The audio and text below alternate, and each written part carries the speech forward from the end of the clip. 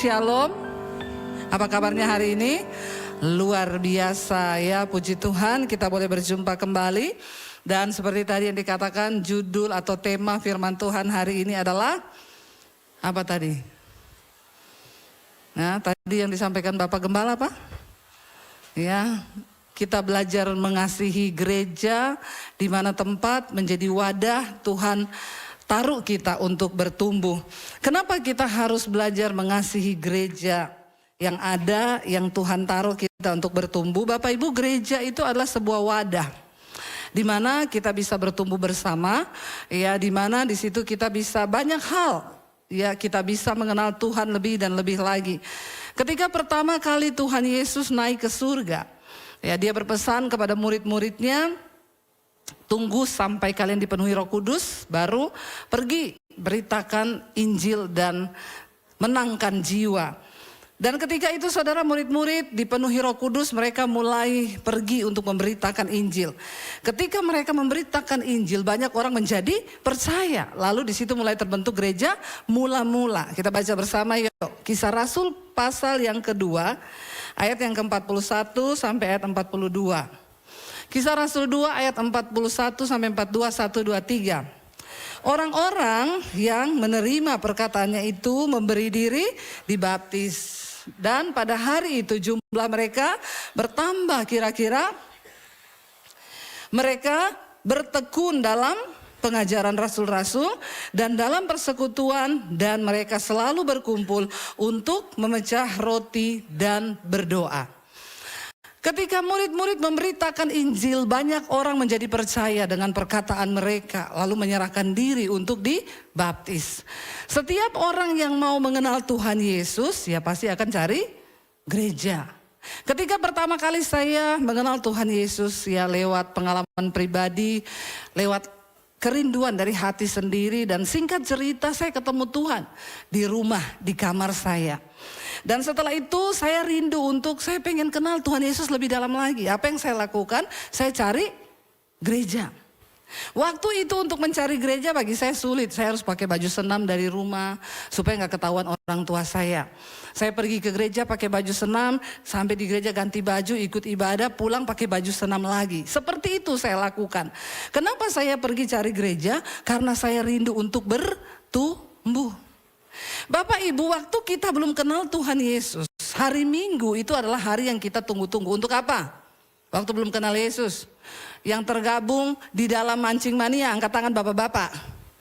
Ya, jujur dulu ketika kita belum bertobat, hari Minggu tunggu-tunggu buat apa? Mancing. Ya apa ya? Yang suka judi hari Minggu itu, wah bagus sekali buat judi. Bahkan sudah dari malam Minggu. Yang suka sepedaan, ya. Dulu ketika belum bertobat, hari Minggu itu hari yang kita tunggu-tunggu untuk hobi kita. Kalau Pak Partahi dulu ngapain Pak hari Minggu? Dulu sebelum bertobat, gak usah malu-malu. Oh, sepeda juga ya. Sepeda saudara, banyak bapak-bapak itu punya hobi macam-macam. Main sepeda, main tenis, main apa lagi? Golf, main perempuan, oh enggak ya? Enggak ya, jangan ya Bapak Ibu ya, jangan main yang satu itu enggak boleh ya. Itu haram hukumnya. Bukan cuma babi ya, tapi main perempuan enggak boleh. Jadi dulu hari Minggu itu adalah hari yang kita tunggu. Untuk apa? Hobi kita. Tapi ketika orang bertobat terima Tuhan Yesus, pemahamannya menjadi berbeda. Hari Minggu adalah hari di mana kita menjadikan hari itu hari Sabat, hari untuk Tuhan. Kita mencari Tuhan. Ya, sehingga dulu ketika kita belum bertobat, saya dulu hari Minggu itu wah saya pakai buat apa? Tapi ketika saya bertobat, rasanya tunggu hari Minggu itu kenapa? Saya mau ke gereja. Nah saudara, Alkitab berkata waktu kita ketemu Tuhan Yesus, mengenal Tuhan, otomatis kita ini mulai dipisahkan dari komunitas lama kita. Bapak Ibu terasa nggak? Ya, nggak terasa? Terasa toh? Kita sudah nggak nyambung kan bergaul dengan orang-orang yang dulu ya kita berteman, mungkin waktu kita belum bertobat omongannya itu kotor ya, kita duduk di tengah-tengah mereka itu udah nggak nyaman. Jadi kita mencari komunitas yang baru, karena firman Tuhan berkata pergaulan yang buruk merusak kebiasaan baik. Sebaliknya pergaulan yang baik mulai merubah kebiasaan yang buruk menjadi baik. Ya, waktu kita ke gereja, kita mulai belajar tentang Tuhan. Kita mulai mengenal siapa Tuhan Yesus itu. Kenapa kita harus cari gereja? Yang pertama, karena iman itu harus bertumbuh. Amin, saudara. Jangan berhenti hanya dipercaya, tapi kita harus bertumbuh dalam iman. Nah, di gereja kita dengar firman Tuhan. Waktu saya bertobat dulu, saya pergi ke gereja, saya bilang, saya bukan orang Kristen, tapi saya mulai belajar mengenal Yesus. Bagaimana supaya saya bisa mengenal Yesus? Oh, ini ya, ada Alkitab, baca dulu ini Alkitab. Nanti kalau tidak mengerti, baru tanya kepada kami. Saya mulai bawa pulang Alkitab, saya baca Alkitab setiap hari. Iman saya mulai bertumbuh. Kalau saya tidak tahu, saya tanyalah sama orang yang ada di gereja. Ya, kita mulai belajar tentang bertumbuh. Kenapa, saudara? Karena hanya orang yang bertumbuh yang bisa menghasilkan buah. Kalau iman kita tidak tumbuh, tidak mungkin kita bisa berbuah. Saya di rumah ada tanam lemon, saudara, dari kecil. Ya, saya tiap berapa hari saya kasih pupuk, saya siram. Setiap hari saya perhatikan. Tiba-tiba keluar bunga. Wih, lemonnya mau berbuah. Senang enggak? Senang. Tiba-tiba pecah bunganya jadi buah. Mulai tumbuh-tumbuh. Tiap hari saya lihat, saya senang. Saya rawat. Ya, berbuah 1, 2, 3 jadi 5. Kemarin sudah dipanen lemonnya. Senang enggak kalau kita panen hasil yang kita tanam? Saya bisa beli lemon yang lebih bagus di supermarket atau di pasar. Tapi makan lemon yang kita rawat sendiri itu beda. Amin. Ya, beda, saudara. Kenapa? Ini saya rawat dari kecil loh. Lalu dia mulai berbuah, Tuhan Yesus berkata, aku adalah pokok anggur yang benar, kamu adalah ranting-rantingnya. Setiap ranting daripadaku yang berbuah akan dibersihkan supaya semakin banyak berbuah. Tapi setiap ranting yang tidak berbuah, kata Tuhan Yesus, akan dipotong lalu dibuang ke dalam api yang menyala-nyala. Percaya atau tidak Bapak Ibu, Tuhan menghendaki kita ini berbuah. Jadi jangan jadi orang Kristen yang tidak berbuah. Bagaimana kita bisa berbuah? Ya harus bertumbuh. Dalam apa? Pengenalan yang benar akan Tuhan. Mulai berubah kelakuannya. Ya, dulu suka judi, sekarang enggak. Dulu merokok, sekarang enggak. Dulu bersinah, sekarang enggak. Kita dapat pengajaran yang baik di gereja. Kisah para rasul, mereka akhirnya mulai berkumpul setiap hari. Untuk apa? Memecahkan roti, berdoa, mendengarkan pengajaran para rasul-rasul. Bagaimana kita bisa berbuah kalau kita nggak bertumbuh? Jangan berhenti dipercaya sama Yesus. Karena saat kita menghadap Tuhan kelak, yang Tuhan cari dari hidup kita adalah buah. Hal kerajaan surga, kata Tuhan Yesus, seperti orang yang punya kebun anggur. Ya, setiap hari dia datang, dia lihat nih kebun ini berbuah atau tidak. Ya, bahkan perumpamaan tentang pohon ara yang tidak berbuah. Tuhan bilang, beri dia kesempatan. Ketika tukang kebunnya bilang, potong aja ya Tuhan, ini pohon sudah lama tidak berbuah-berbuah. Tuhan bilang, kasih kesempatan 1 tahun lagi.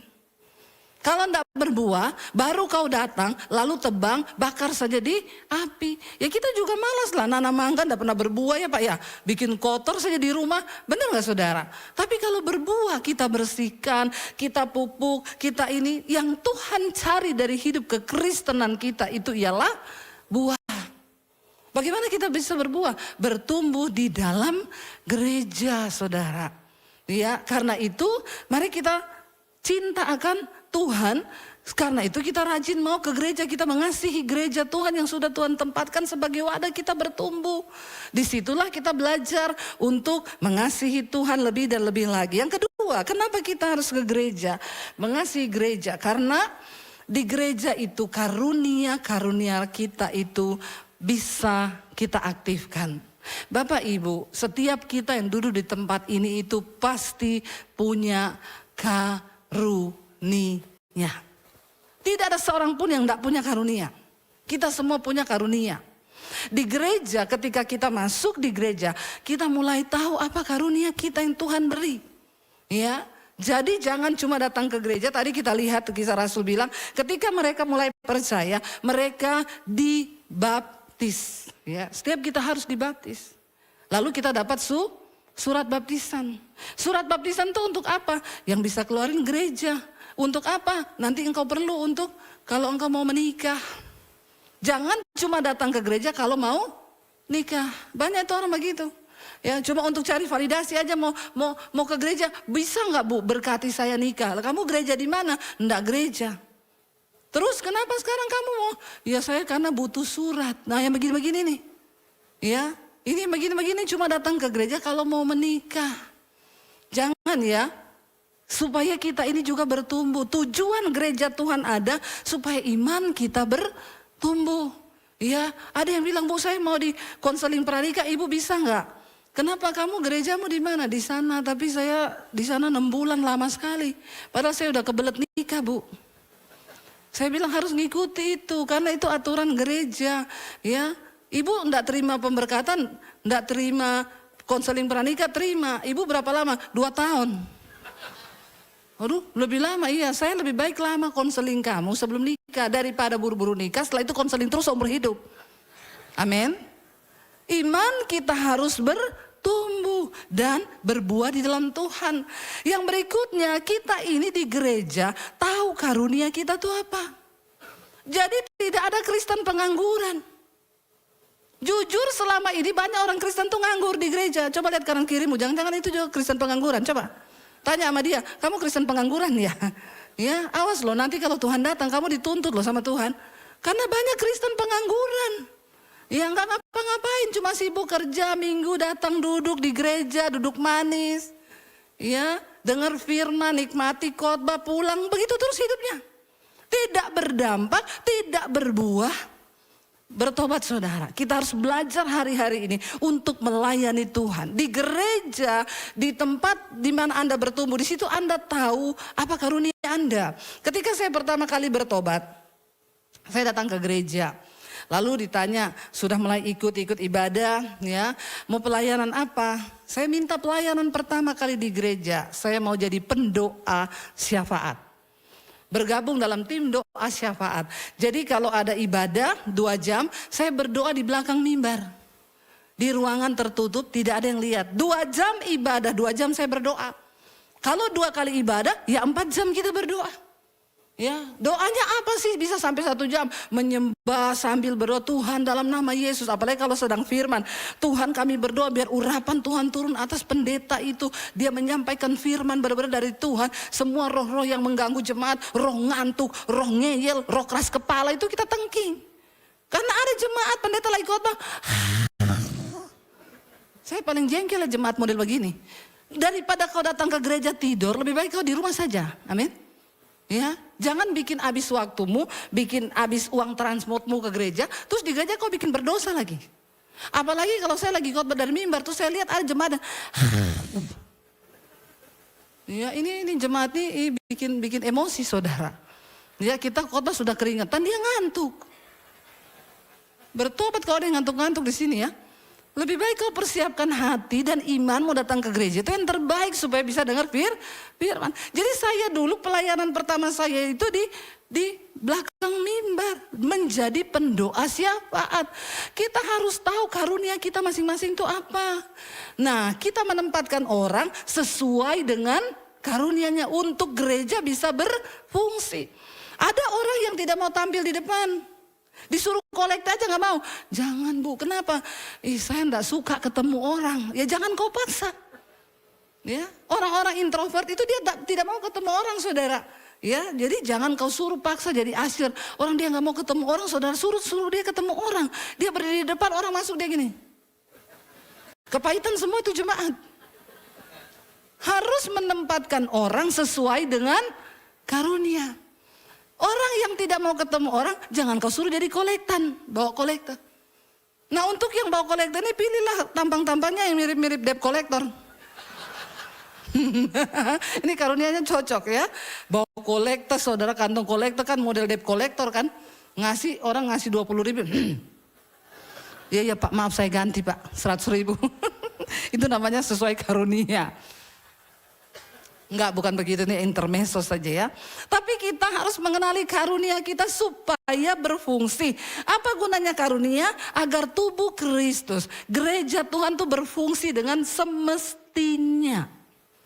Ya, coba bayangkan kalau di gereja ini tidak ada pemusik, saudara. Nggak ada pemusik, tiba-tiba kita mau ibadah, nggak ada yang main musik. Ya, lalu Pak Kondat bilang saya aja. Kalau sampai Pak Kondat main musik, kacau nggak ini ibadah?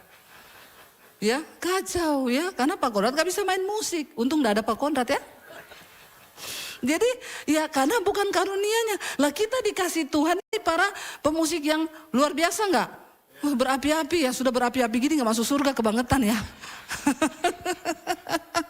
Ya, jadi saudara, kita itu berfungsi sesuai karunia. Bapak-bapak di sini nih saya lihat banyak wajah-wajah ini yang ya penuh hikmat Tuhan nih bapak-bapak. Siapa tahu kau punya karunia pengajar loh. Ya, ada orang-orang yang nggak disangka ternyata dia pengajar. Ya, bapak-bapak bolehlah ya mengajar sekali-sekali, masuk dalam gereja mengajar di sel group. Walaupun bapak-bapak ini di rumah juga diajar istri. Itu sudah takdir. Karena laki-laki tidak bercerita, tiba-tiba ditaruh di gerbong paling. Ya, tapi kadang-kadang tidak disangka orang itu kelihatannya diam, tapi ternyata dia bisa ngajar. Ya, coba kita baca dulu yuk, buka bersama. Panas ya saya ini ya, ngomong-ngomong begini jadi panas nih. Kita baca yuk bersama Roma pasal yang ke-12 ayat 4 sampai ayat yang ke-8. Roma pasal 12 ayat 4 sampai ayat yang ke-8. Baca bersama 1, 2, 3. Sebab sama seperti pada satu tubuh, kita mempunyai banyak anggota, tetapi tidak semua anggota itu mempunyai tugas yang sama. Demikian juga kita, walaupun di dalam, tetapi demikianlah yang berlain-lainan menurut. Jika karunia itu untuk, baiklah, jika karunia itu untuk, jika karunia untuk mengajar, jika karunia untuk menasehati, baiklah, siapa yang membagi-bagikan sesuatu, hendaklah ia melakukannya dengan hati yang ikhlas. Siapa yang memberi pimpinan, hendaklah ia melakukannya dengan rajin. Siapa yang menunjukkan kemurahan, hendaklah ia melakukannya dengan sukacita. Tidak ada seorang pun yang diciptakan Tuhan dengan tidak memiliki karunia. Mungkin saudara belum tahu saja, tapi coba temukan karunia saudara. Ada penginjil, ada pengajar, ya, jangan-jangan pengejek. Itu bukan, ya. Saudara, ketika kita mengenali diri ada karunia, maka kita harus mengembangkan karunia itu.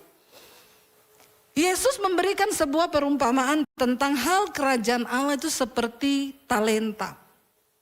Ada seorang tuan yang memiliki hamba. Tuan ini akan bepergian jauh dan lama. Lalu dia beri kepada satu hambanya itu 1 talenta.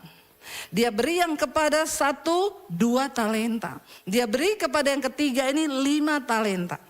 Yang 5 dan 2 talenta berkata begini, karena Tuhan sudah mempercayakan kepada kita talenta, maka saya akan mengembangkan, mengerjakan talenta ini. Supaya kalau Tuanku datang, aku kedapatan mengerjakan talenta ini. Tapi yang dapat 1 bilang gini, Tuanku ini pelit, masa aku cuma dikasih 1 talenta? Daripada nanti pulang ini hilang talentanya, mending saya tanam. Lalu datanglah tuannya pulang. Dia lihat, dia tanya sama yang punya 2 dan 5. Mana talenta yang aku percayakan? Ini tuan, yang 5 sudah jadi 10. Yang 2 sudah jadi 4. Yang 1 ditanya mana talentamu? Ya karena saya tahu tuan itu jahat. Menabur di tempat di mana Tuhan tidak menuai di mana Tuhan dia menabur. Jadi saya takut. Jadi saya tanam talenta itu saya simpan. Saya tidak mengerjakan. Tuhan bilang apa? Engkau hamba yang jahat, pemalas, tidak bisa dipercaya. Dia bilang kepada kedua hamba yang mengerjakan talenta itu, marilah kepadaku hamba yang setia. Karena siapa yang mempunyai, kepadanya akan diberi. Orang yang setia pada perkara kecil akan diberi perkara yang besar. Sebaliknya engkau hamba yang jahat, pemalas, talenta yang satu itu cuma kau tanam. Dan apapun yang ada padamu hari ini, semuanya akan diambil dan engkau akan dibuang ke dalam lautan api yang menyala. Bapak Ibu, Tuhan beri kita semua ini talenta. Waktu kita setia mengerjakan talenta itu, maka kita ini akan ditambahkan, dipromosikan, dan itu adalah bagiannya Tuhan. Dulu ketika saya di Pendoa, saya lama melayani di Pendoa.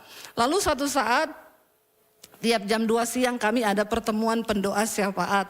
Lalu mereka mulai bilang, Debbie nanti giliran ya menyampaikan firman. Saya tidak pernah berpikir akan jadi seorang pengkhotbah. Tidak pernah berpikir. Hari itu saya cuma berpikir saya mau jadi pendoa. Tapi ketika satu saat di pendoa itu, nanti kamu minggu depan Debbie tugas ya. Pertama kali saya khotbah di pendoa yang hanya 10 orang. Saya menyampaikan apa yang saya dapat dari firman Tuhan yang setiap hari saya baca, saya tulis, saya jadikan catatan.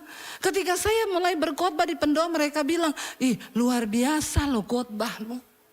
Waktu kita mengerjakan yang sedikit ini, maka Tuhan menganggap kita setia, Dia tambahkan, Dia percayakan semakin besar. Yang 1 jadi 2, 2 jadi 3, 3 jadi 4, 100 jadi 200, 200 jadi 400. Waktu engkau setia. Tapi yang pertama bertumbuh dulu di gereja lalu mulai berbuah. Harus ada pertumbuhan iman. Dulu kan belum ada YouTube, belum ada macam-macam. Jadi kita bertumbuh lalu kita mulai berbuah. Kalau saudara belum berbuah, tolonglah ya, makanya saya selalu bilang buat pelayan Tuhan. Kita ini bertumbuh dulu baru berbuah, baru melayani. Supaya nama Yesus tidak dihujat.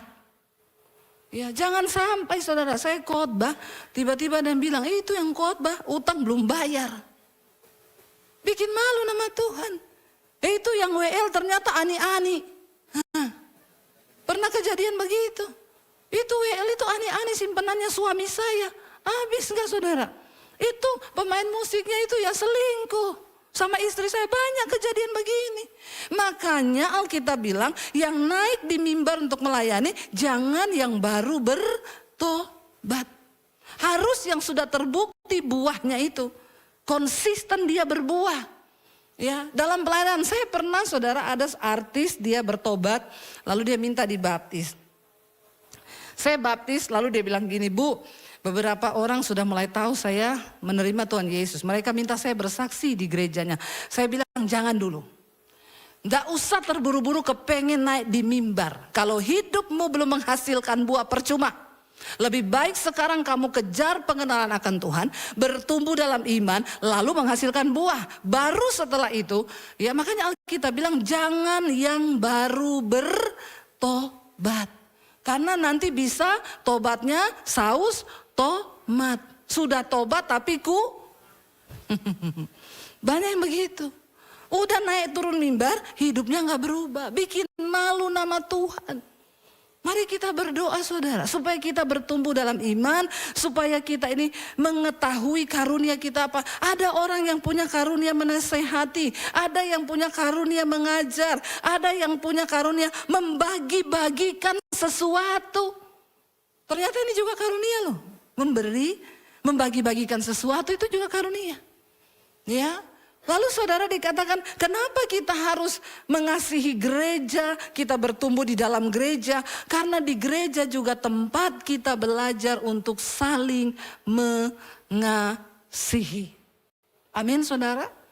Manusia diciptakan sebagai makhluk sosial. Kita harus berinteraksi dengan orang lain. Makanya kita tergabung dalam satu komunitas gereja.